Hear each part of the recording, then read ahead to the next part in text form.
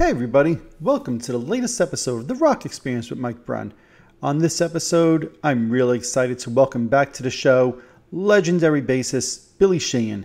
He's going to talk all about the new Talas album coming out 1985. Of course, we'll also cover some other topics with Billy. It's always a lot of fun talking with him. He's such a great guy.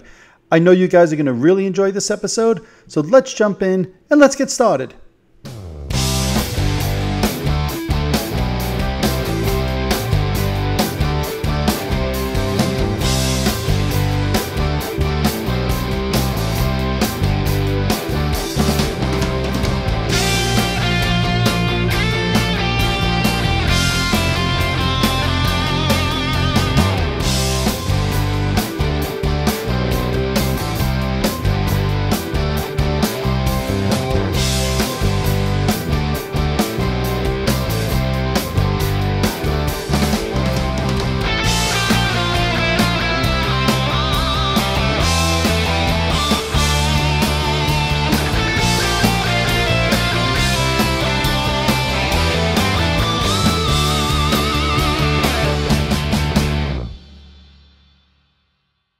So, Billy, I just wanted to welcome you to the show and thank you for being here today. You have a new Talas album coming out, 1985, that we're going to talk about. But Yes. before we talk about the album, let's just talk for anybody who's watching or listening and maybe is not as familiar with the band. That's where your professional career started with the band Talas. So how did that band get started for you? Well, back in 1971, well, actually, I had a few bands prior to Talas. Mhm. One was called Opus One. It was an 11-piece horn band, trumpet, trombone, tenor, and alto sax, guitar, bass, drums, keyboards, 3 lead vocalists. Wow. So a lot of guys. Yes. My first gig, I think I made $7 That's what I'm thinking as you're saying this. I'm like, you must have made about 25 cents. after the trailer rental to get our gear there. And then a couple other, I played with a blind organ player for a couple of years when I was very young, a guy named Ray Schmaltz, and amazing B3 player, but blind since birth. He was a dear friend of mine. And then that was it. And then briefly, there was a band called the Tweeds in Buffalo, had a little local Buffalo hit. And they needed a bass player, so I went and filled in for a while. And then that split up, and what was left of that kind of became Talas. Me and the guitar player. We found a drummer named Mike Piccolo. This is 71, 72, around there, and went out and started playing. And so since that inception, that very first version, there have been 8 or 9 versions of Talas. But it's not uncommon. Anybody knows a band and their local beginnings. They had this guy, even the Beatles, Pete Best, the original Exactly. for the Beatles. Oh, that happens a lot. It's very common. So we went through a lot of changes and we kept plugging away. And originally we were just kind of a copy band, a cover band, playing for a living. And at a time when you could do that, we had our own apartments and our own cars and bank accounts and a real life just from playing covers in Buffalo, New York, or in and around Buffalo, New York. We spread quite a bit across the Northeast and then the whole country eventually. But it was a great time for music because you could go out. One time we worked 21 nights in a row. Wow. One time we did 3 full complete shows in one day. So we worked a lot, and we had crew and people. We employed people. Mm-hmm. So Nice. it was not uncommon. Almost every major northeastern city had a couple of bands that were like on that level and playing. Sure. And so since we were doing so well locally, the local promoters, when they brought in a major national act and the ticket sales weren't doing great, they'd pop us on the bill for an opening act and boost their ticket sales. And so we got to meet several people, which led to me being in a few other situations. But then around 1980, 78, I left the band, started another band called Light Years, went back in a year, and then we continued on to about 82 or 3, I think maybe 82. I'm not sure. And then everyone left the band but me, so I had to put together the new version, and that was the final version, almost the final version, Almost right. that took us right up to the title of the album, 1985. We started with guitarist Mitch Perry, and then he left, and we brought in another guitarist named Johnny Angel, and then that was that. Now, when I left in 1985, I left the band with the name if they'd like to continue on, but it didn't work out for them, so Right. that was that. And then I went off to David Lee Roth and Mr. Big, and then I think you Steve did a few things after that. a bunch of stuff. Yeah. So a lot of things. But the real value of all that was the training you get when you play 5 and 6 nights a week every week. Matter of fact, people come in and start doing skits from Saturday Night Live. We had no idea what they were talking about. We never had a Saturday night off. Right. I never got to see that. Oh, Mr. Bill or this or that. What is that? Right. You're too busy playing 2-3 shows a day, 7 days a week. Exactly right. And so as a result, my hands and my voice and your stage presence and your entertainment and your socialization skills, they all go up, do very, very well. So a lot of bands may look back at their club years as difficult times and struggling, but yeah, they were. But the what I learned through that time period was so important to me later on, and it's paid off many, many, many times over. That's awesome. Now, you mentioned before that you started in Buffalo, right, which is where you were born and you grew up, right? So I think Buffalo, I think Goo Goo Dolls, which is one of the biggest bands out of Buffalo, right? Cannibal Corpse, and of course, Talas. 3 very different types of rock bands. How do you think living in Buffalo influenced your music and your sound in the early days? Well, we had scenes. There was like a little jazz blues scene at the Beef and Ale House on Main Street up near University of Buffalo and a couple other places. There was a punk rock scene with McVans and the Continental. McVans was an interesting place because all the bands would play there, even the total punk rock new wave to the heaviest metal to, fusion, prog. They would all play. Hendrix played at McVans once in his very, very early years, and so did Frank Sinatra. So it was a tiny little place with a low ceiling, and that was so a lot of bands came together there at McVans. It was a scene, and then out in the suburbs, bands like ours kind of held the high ground, if you will. Just people wanted to go out and drink and dance, and guys wanted to meet girls. Girls wanted to meet guys. They had, like a 25-cent Tuesday beer night, and all these special come-outs of people. The drinking age was 18, so the places were jam-packed. Yep. And they wanted to hear songs that they knew and loved. So there we were. We played copy tunes by everybody, from a broad range, from King Crimson to and Bebop Deluxe to Three Dog Night and Hendrix, Stones, Grand Funk Railroad, Crosby, Stills and Nash, everybody, because we sang a lot. So we playing all those songs again later on was a big help when it came to songwriting.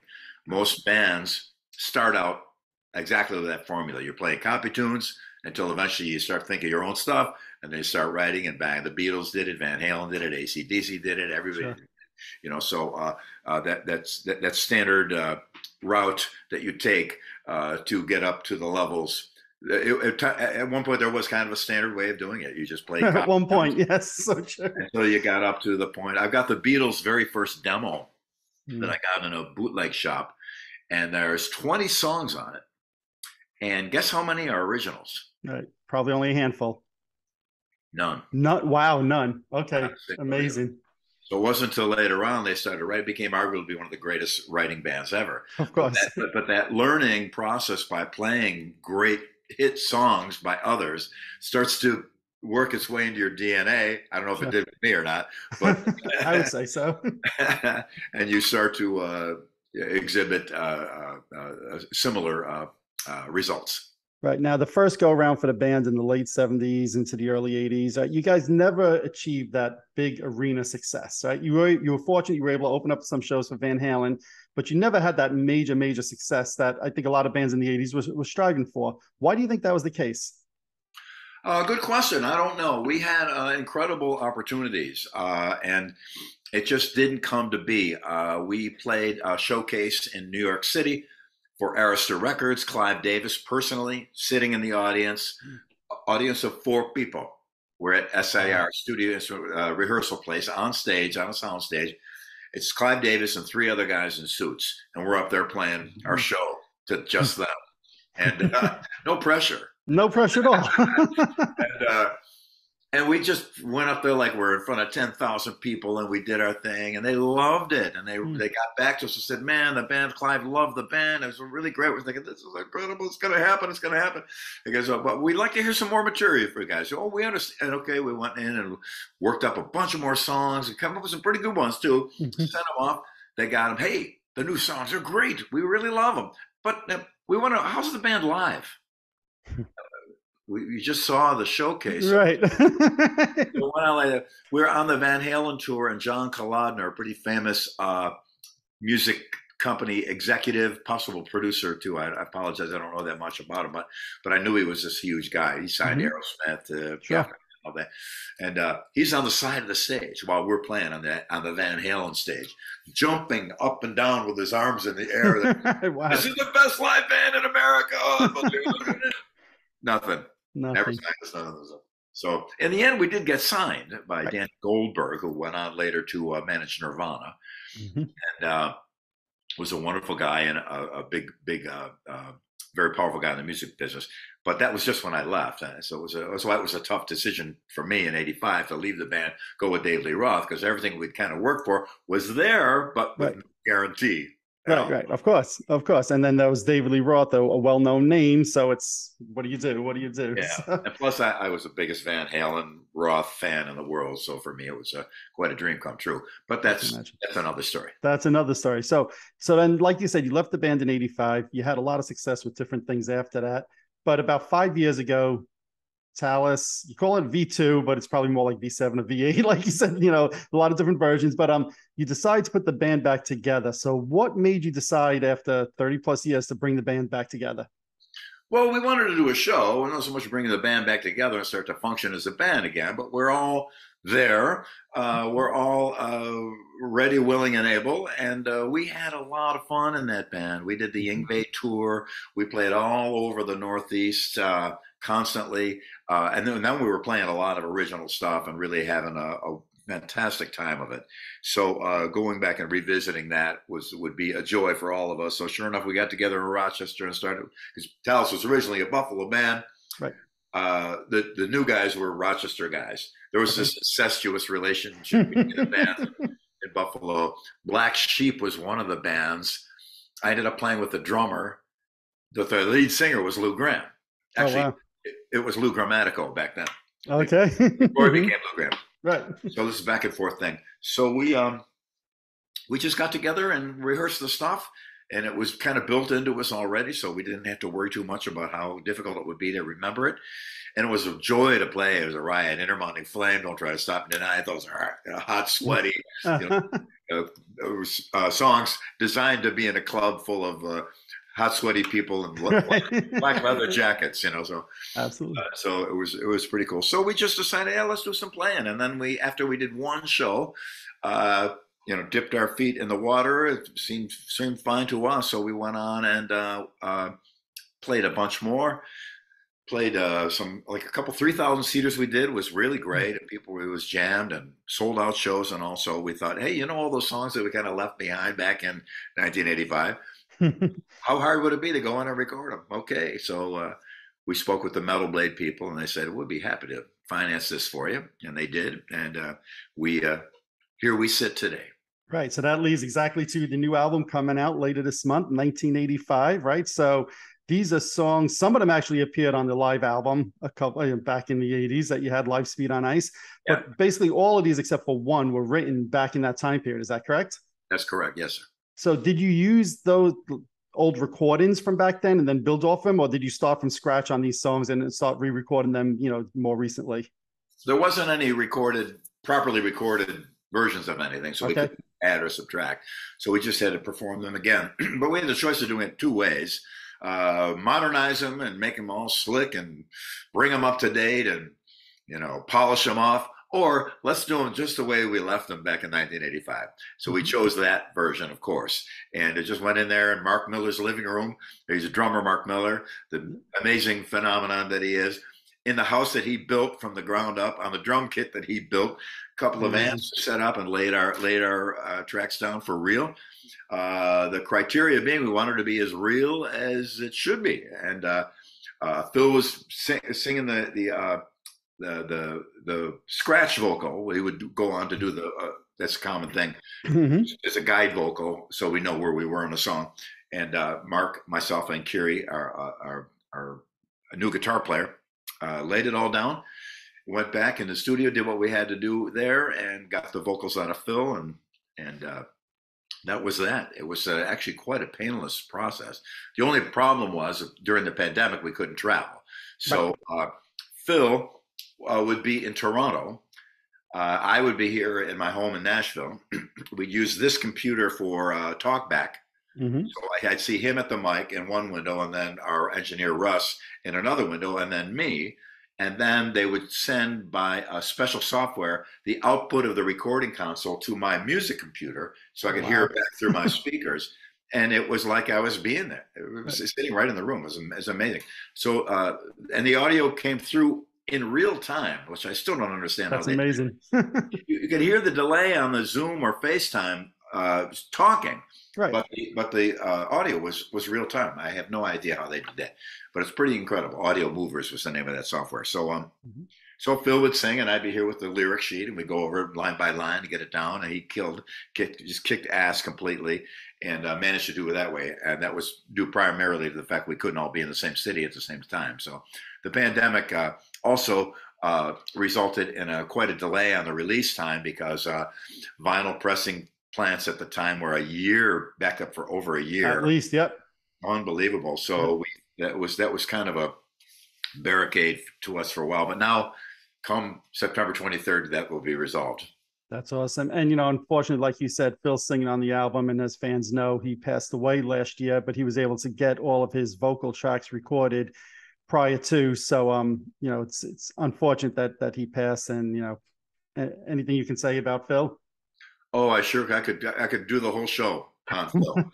He really was a wonderful guy, a sweet guy, unimposing, not a shred of lead singer's disease. He was just the nicest guy.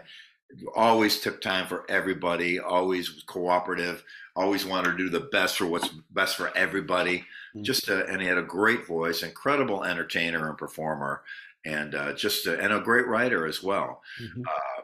Black and Blue, as you mentioned earlier, is one of his songs, and he had a bunch of songs in our set back in the day as well. Phil, as he was singing in Toronto in the scenario I just described, I knew something was kind of up, but I didn't know what, because sometimes he'd like sing a wrong word and go, Phil, that word is blah, blah, blah. Okay, and then he's singing it wrong again. Say, Phil, just cross it out, whatever you're singing wrong there, and write the right word in. And that's a common thing with singers. Sometimes you're thinking of Sure. your performance, and hold on a second. Sorry, I hate this computer. You're thinking of your performance, and you're not thinking about anything else. Sure. So it's easy to. I've been there myself.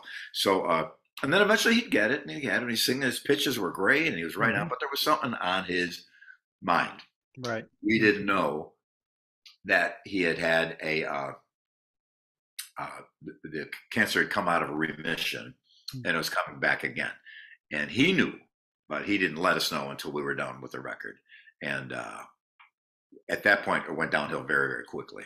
But I'm so impressed, and not only regarding the personalities that involves in this situation, but that humans and mankind can rise to these kind of heights when you're shouldering the burden of knowing that you might not make it, and you're up to that mic and delivering every single day.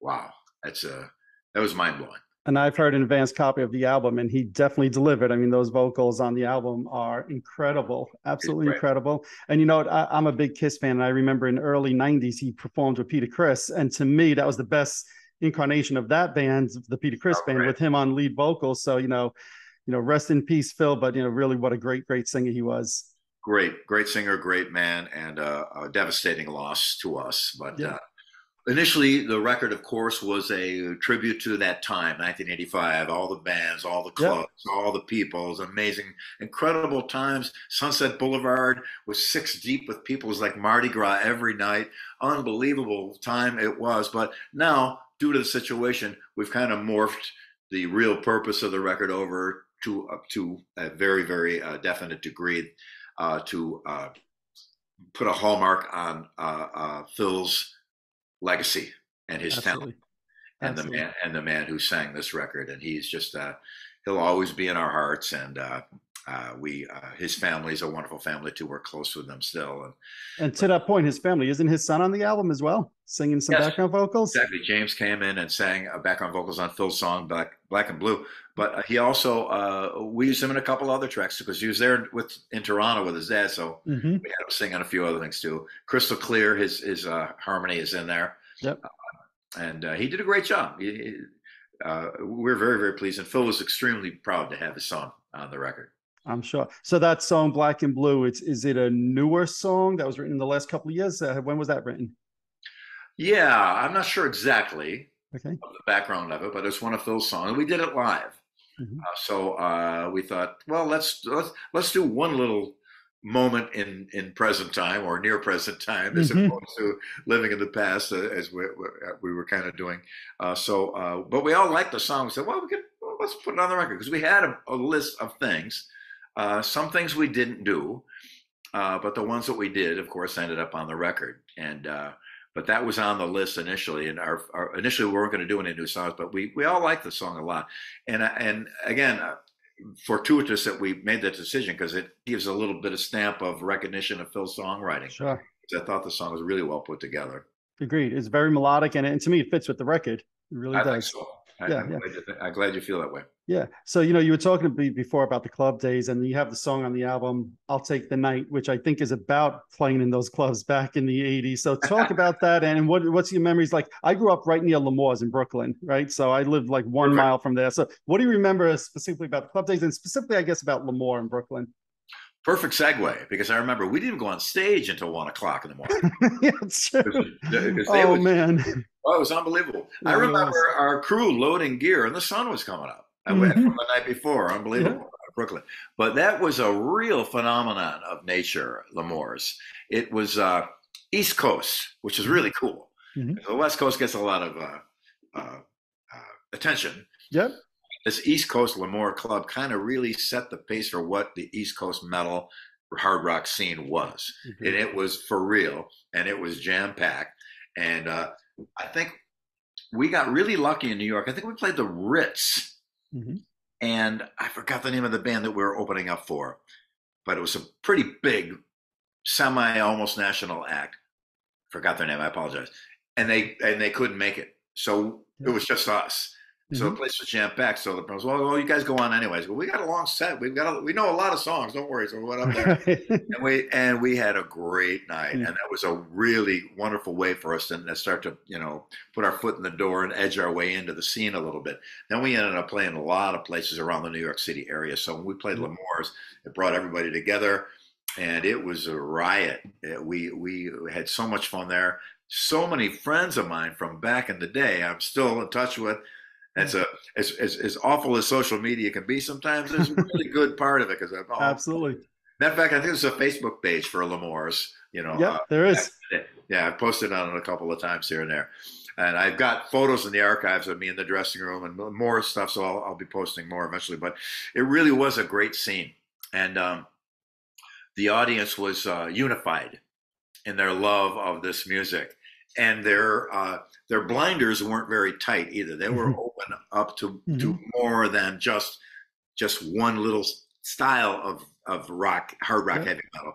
They were open to a lot of things, and that was a beautiful thing. So an audience like that really, I won't say allowed, but encouraged bands to take some chances with their music and spread it out a little bit further and do some things that they wouldn't normally do, thinking they had to satisfy this one little tiny slice of the pie. Yep. People had a much broader range of what they loved and what they were into.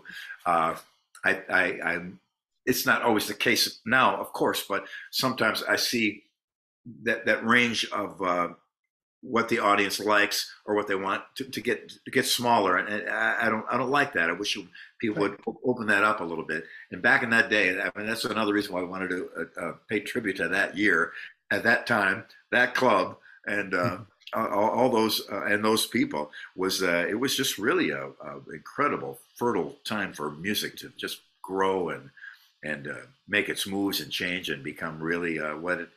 We created a situation there. A lot of those bands, any that are still together, are still touring and doing pretty good. That's amazing. We used to look, you see a photo of us in a record shop, and on the wall were flyers for Slayer and Metallica and all these Anthrax and all these, you know, all of us playing the same clubs at the same time. Pretty amazing time. It really is. Now, one of the things I love about the album, like you said, it takes us back to 1985. Yet, like when I was listening to it, I was like, am I going to feel like this album's 40 years old? And it doesn't. It sounds current and fresh, yet it still totally brings me back to 85.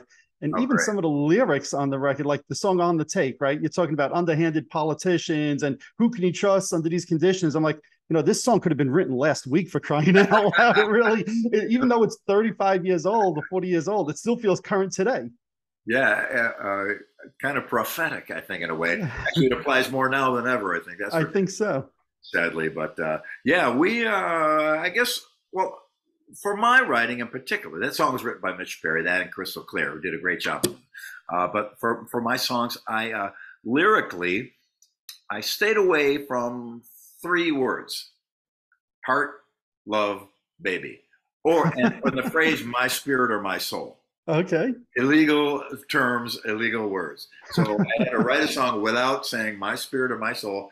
Talk about heart, or talk about love, or talk about baby. So occasionally one of them slipped in here and there. It was inevitable, but that was period. So it had to be about things that were a little bit different than your normal, whatever. You said, I'll Take the Night was very much about that scene at night, and everybody would come out. And I remember back in LA during that time period in '85, we wouldn't leave the house till 11 or 11:30 to go out. Sure.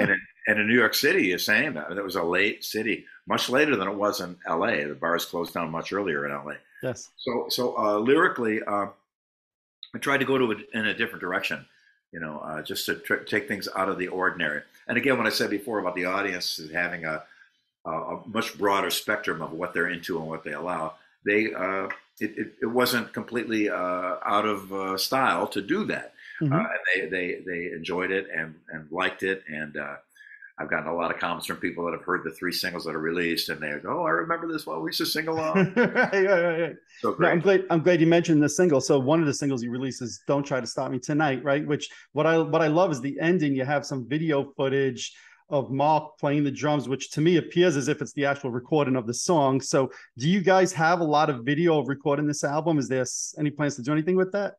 Yeah, we've got a full shot show. That very first show I told you about, They shot that on Pro Video. We'll probably release that. I'm happy to release it for free too. Don't tell Metal Blade though. No, don't say that. But yeah, we got tons of stuff from back in the day. So we start to put a montage of things and tons of photos too. I have a massive photo archive. It's a gargantuan task to scroll, and there are tens of thousands of photos. Also, would you ever consider maybe putting out a book with all the photos? Yes, I would. Excellent. I sure would. Yeah. That sounds great, because you were talking about some of the photos, and I've seen you post some stuff online in the past. I'm like, "Ooh, this is a good book." I think there's a picture of like you and Michael Anthony from back in the day. I'm like, this would be a good book. Yeah, I certainly could do that. Yeah, getting the rights to the photos is going to be another gargantuan kit. Okay, you know, who shot them, but we'll see. Okay. Now, you know, one of the things I love is when you read some of the comments online from some of the singles that you guys have released. I've seen some people say, "Wow, you know, I've never heard of this band. What an incredible band. I'm so glad they're back. I need to check out their back catalog." Does it amaze you that 40 years on, maybe you're finding new fans for the band?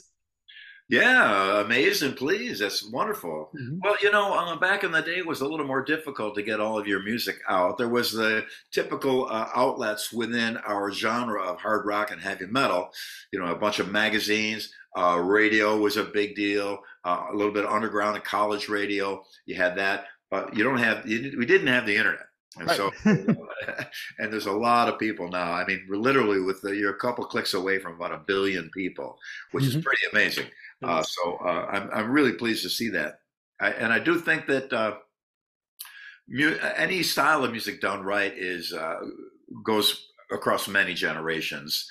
I mean, I know kids today that are into Frank Sinatra and little kids that are wearing Jimi Hendrix shirts. Yep. You know, it's interesting to see. I think because when we listen to music, we're listening to a frozen time, like right there in that spot. Right at that spot, what happened? When you listen to the Beatles sing "Please Please Me," they were sitting around in the '60s in the studio with their guitars and drums and basses, and it was real, you know. And Yes. you could kind of feel it like that.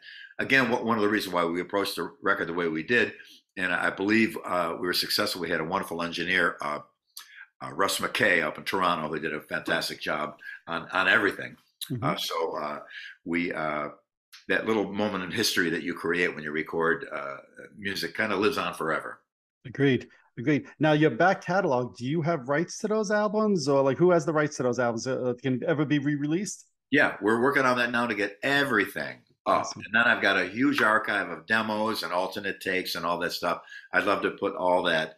I mean, for years I had a plan that was called Everything Everywhere. Just put all my stuff everywhere. And unfortunately, I play bass and I don't have time for things like that. So eventually, during the pandemic, I've had a little off time here at home to work on things of that nature. Yep. Now, what talking about playing bass, one of the things I love is that this new album, 1985, ends with that infamous bass solo. I'm going to call it a bass instrumental track of yours, which Right. always blew my mind. So just talk about that, because I hear you playing that. I'm like, how's that even possible? Oh, you're very kind. Well, we wanted to do. Phil had passed on, and we were finalizing the record. And I said, you know, I'd like to just play a little thing that's for Phil, Mm-hmm. and we could pay a little tribute to him with that. So the title may seem very odd, but Yes. upside down it says "For Phil." I'm going to have to do that now. I did. Because I was like, what does all of these characters mean in Yeah. here? But okay, Because now it makes seven sense. upside down is an L, and H Right. upside down is a whatever. We have a way of on the Sink Your Teeth into That record. My Mm-hmm. bass piece on that was a NV43345, which Right. upside down is Sheehan. So I kind of stuck with that. We did a thing on the live album as well. Yep. I think it was Live Bill. 8177. I forget what it was, but we thought we'd stick with that tradition here and give Phil a final thank you and a final tribute to his talent and his life. That makes sense. So, when people talk about Talas, again, some people may know the band, others may not. But I think the most popular Talas song, because of the history that you had after that, was the song Shy Boy, right? So many people that ended up on the David Lee Roth album. So many people ended up knowing that song. That's how I found out about the band Talas in '86 or '87. So, but how did that song come into the David Lee Roth world? Because that was already a signature Talas song before that. Well, he had come out to see the band twice on that Talas Ingve tour. Yep. Prior to the day before the tour, I went to Dave's for a meeting, and that's when he sprung it on me that he quit Van Halen and wanted to start a band. So let's go find a guitar player and drummer and go. I said, yeah, okay, I'm in. So he came out to our first show in LA, and then we played in New York City, one of our final shows, and he was there as well. So he heard the song, Right. and I don't think we had it as a song on the Van Halen tour when Talas opened for Van Halen. But this was on the Sink Your Teeth into That record, which came after that. Right. But yeah, he heard it and knew it, and it was his idea. I mean, I never said, "Hey, you got to play my song." It's your call, and I'm very, very thankful that he chose to do it. He did a great job on it. His idea to change the keys in the solo too, which I thought was really a great arrangement, better than what we originally had. His input was valuable on that. So yeah, and so we started, and then we started the show with that song. Right. The Eat 'em and Smile tour. I remember that. So the night we played in Buffalo, the Jaws, we go out at the auditorium where I saw Hendrix play, where I saw Van Halen for the first time. And man, it was quite a night for everybody involved. We had the mayor of Buffalo declared it Billy Sheehan Day. And on that day, while I was in my hotel, they slipped the new Guitar Player magazine under my door, which had me on the cover, and I won the bass bowl too. So Nice. it was I'm supremely grateful for everything that led up to that experience, playing with Dave, getting those kind of opportunities, the an amazing string of good fortune, which I'm always grateful for. That's awesome. Now I know that a few years ago you were supposed to actually do a reunion show with Dave in California, and it fell through because of, I guess, the fire marshals. Have you spoke with Dave at all in the last year or two? There's been stories that his health might not be great or whatever. Have you spoke to him at all recently? No, I have, and I hope he's doing fine because he's still a hero of mine, and I have nothing but respect and regard for him and everybody involved in Van Halen, everyone. I hope he's doing fine. I haven't heard any negatives at all. Okay. I think he might be okay. I hope so, because he was certainly a huge part of my career. Absolutely. And I know just recently Richie Kotzen mentioned that the third Winery Dogs album is basically mixed and ready. Anything on when that's going to be released?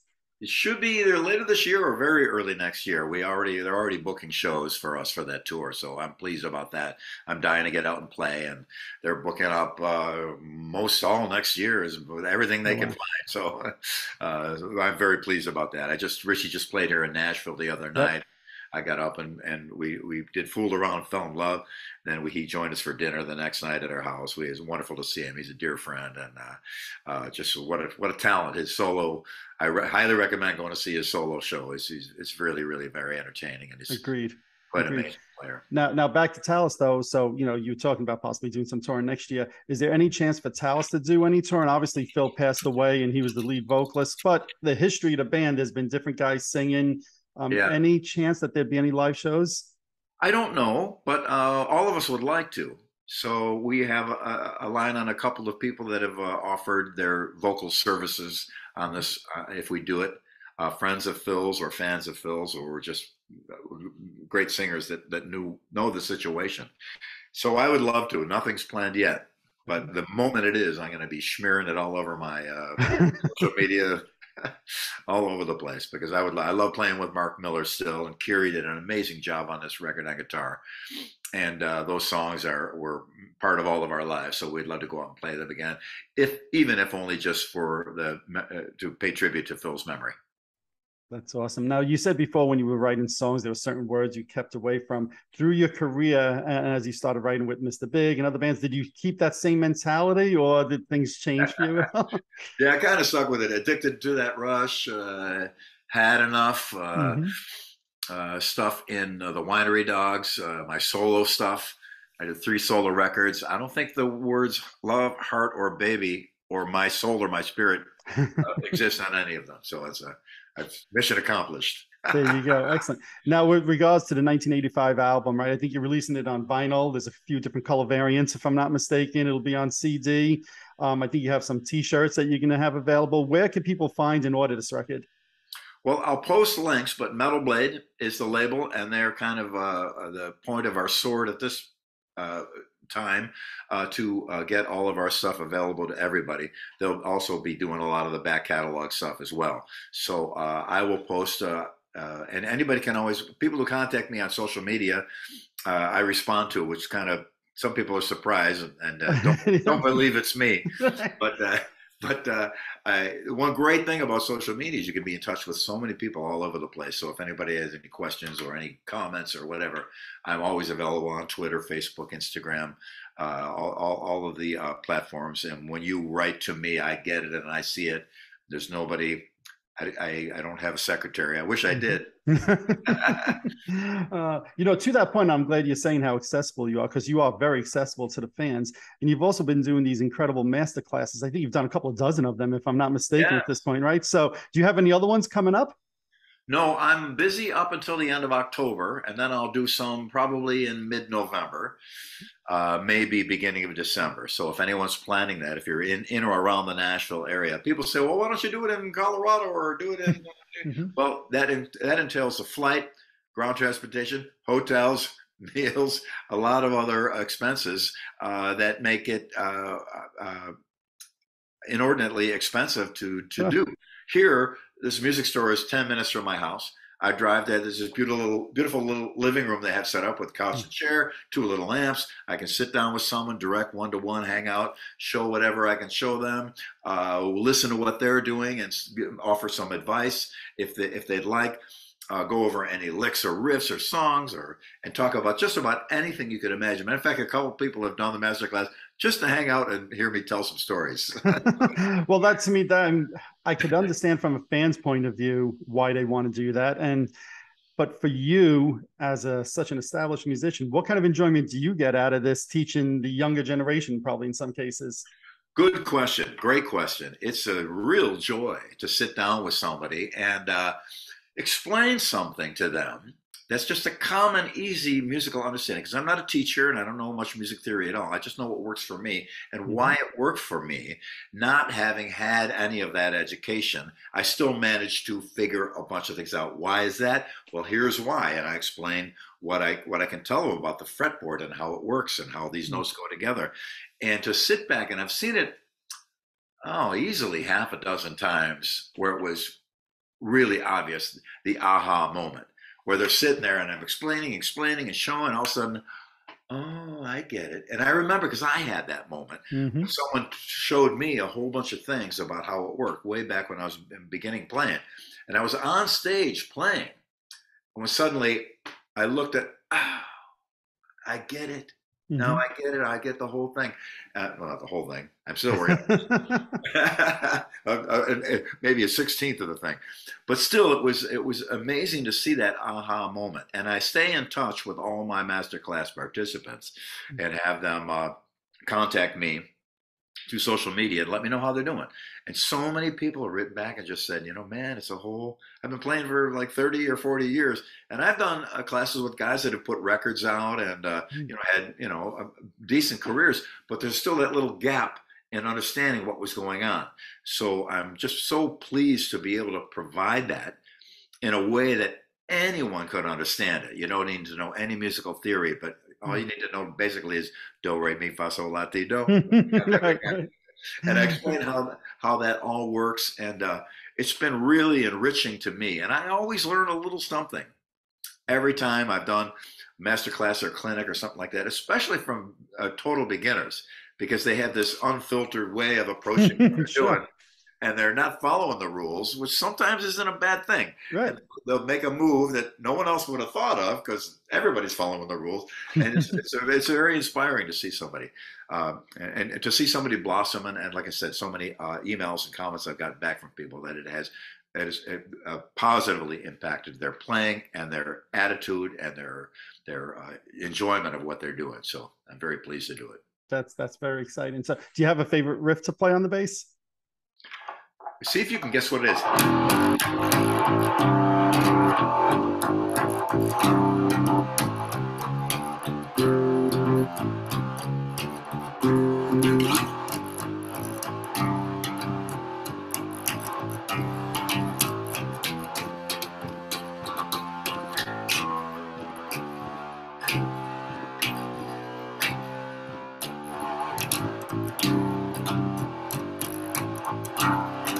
Did a shortened version of it, but that's the main component parts of that riff, which is from a band that I absolutely love. Any guesses? I know I'm going to be embarrassed when you tell me, but go ahead, tell me. The first Chicago record, South California Purples. Nice. It was just a cool riff, and they had amazing horns in there, but it wasn't a horn band jazzy. It was still rock. And that was one of the first records from my very first performing band, the horn band. We performed when we were I think we were still in high school when we did that band. Pretty fun. Very cool. Very cool. Do you have any favorite songs on the new 1985 album before we wrap this up? Hard to say, but Crystal Clear sounds great. And the opening track, Intermounting Flame. And a little caveat, John McLaughlin and the Mahavishnu Orchestra, their first record was called Intermounting Flame, but there was no song called Intermounting Flame. So we borrowed that because Mark Miller was a huge Billy Cobham fan, Talas drummer, and myself too. I saw Billy Cobham play with the Brecker Brothers in a band called Dreams before he was in Mahavishnu Orchestra. And Billy Cobham, any drummers out there know, changed the course of history for drumming. He was quite a force to be reckoned with. So we pay a little tribute to him and John McLaughlin in a heavy rock band. No, the song Crystal Clear has to me like a little bit of like a Police Yeah, sounds, which to me, that's it. I love that early Police stuff. Yeah. Yeah, there's two bands that I pulled my car over. I'm driving along, and I had to pull my car over and stop when they came on the radio. Two songs. One was Blondie, "Hanging on the Telephone." Just saw her in concert a couple of nights ago. Still great. Oh, great! Oh, Still I great. loved her so much back in the Yeah. day. And "Roxanne" by the Police. Yeah. I heard that song, and I had to pull over. That's one of Mitch's contributions. He did a great job on it. That upbeat guitar part is a very reggae thing, so it would tend to lean you towards the Police a bit. And the original demo that was done on it was Mitch Perry, Ralph Morman, who later on sang "Let the Music Do the Talking" with Joe Perry, and Randy Castillo on drums. Oh, wow. It's the original demo of that Mitch did in LA. That's awesome. Well, like you said, the album's coming out September, I think it's 23rd, right? Yes, sir. Excellent. And one more time for the fans watching and listening, where can they get the record? Anywhere. I'm sure it's going to be on Amazon, online for download, Spotify, Apple Music, all over the place. Usual, just type in Talas, and YouTube all the songs that were released are already on there, and a bunch of other things. We just did a version of the Farandole. It might be the Farandole. I don't know. I wasn't even sure myself. How do I pronounce that? My pronunciation. My wife's Italian. I'll have to check with her. But we did that song, which we did live. Myself, Mark Miller, and Kiri, the guitarist. So we did a version of that just recently too. So that's floating around out there. Just click on YouTube to find it, listen for free, and enjoy. That's definitely one different thing now compared to the 80s. In the 80s, you'd released one single and the album's out. Now, like you said, you go on YouTube, you can find the first 3-4 songs from the album already, get a nice taste. Everybody's going to love what they hear, and then they go buy the album at the end of September. Yeah, hopefully that'd be nice. And we're very thankful to everyone that's clicked and listened so far. I've had a great response, and we are very, very pleased about it. Excellent. Well, Billy, I want to thank you for your time today. I hope the album does really well. We hope to see you on the road next year, it sounds like, and best of luck with all the different projects that you work on these days. I appreciate it very much. Thanks for having me today. Thanks for your kindness, and I hope I see you around when I play somewhere. What city are you in? I'm in Long Island, New York. So, yes, I'll be around there for sure. Absolutely. I look forward to seeing you on the road, and hope to see you hopefully sooner rather than later, Billy. Thank you so much, bro. Thank you. Alrighty, there you have it. I'd like to thank Billy for joining me, talking all about the upcoming new Talas album titled 1985. Thanks so much, Billy. I know the fans really look forward to seeing you out on the road in the near future as well. If you're watching this on YouTube, hit that subscribe button below. If you're listening to one of my podcasts, subscribe over there as well. Also, head on over to Facebook and follow my page, The Rock Experience with Mike Brunn, where each and every day we talk about all the rock and roll music that you love. You could also follow me on Instagram and Twitter as well. That's it for this episode. Thanks for watching. Thanks for listening. See you all next time.